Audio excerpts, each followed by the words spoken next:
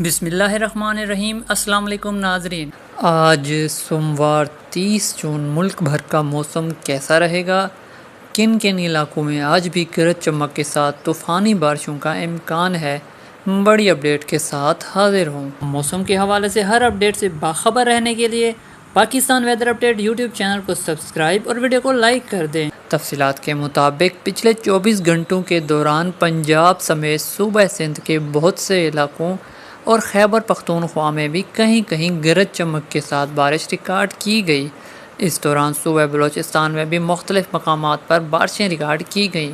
تاہم آنے والے 24 گھنٹوں کے دوران یعنی آج کشمیر، شمال مشرقی پنجاب، خطہ پوٹھوہار، اسلام آباد اور بالائی خیبر پختونخوا میں گرج چمک اور تیز ہواؤں کے ساتھ بارش اور بعض مقامات پر موسلا دھار بارش کا امکان ہے۔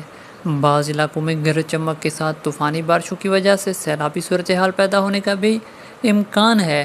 جبکہ بات کریں ملک کے تمام صوبوں کے موسم کی تو آج صبح پنجاب کے زیادہ تر علاقوں میں مطلع جزوی ابرآلود رہنے کے علاوہ مری، گلیات، راولپنڈی، جہلم، اٹک، چکوال، گجرات، گوجرانوالا، سیالکوٹ، ناروال، لاہور، سرگودا، خوشاب، شیخوپورہ، میاں والی اور منڈی بہاؤدین کے علاقوں میں گرج چمک کے ساتھ بارش کا امکان ہے۔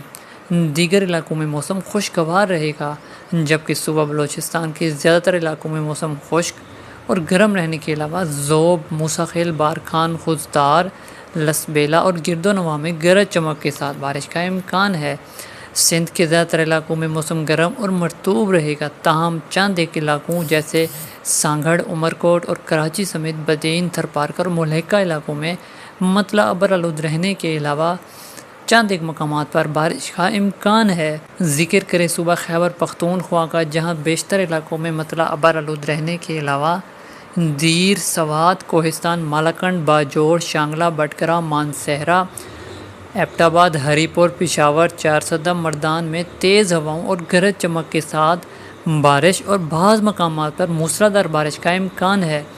یاد رہے کہ بارشوں کا ایک اور سلسلہ صرف 24 گھنٹوں کے بعد ملک میں داخل ہوگا، جو کہ ملک کے بیشتر علاقوں میں اگلے 4 سے 5 روز کے دوران متاثر کرے گا۔ اپنے علاقے کے موسم سے باخبر رہنے کے لیے شہر کا نام کومنٹ کریں۔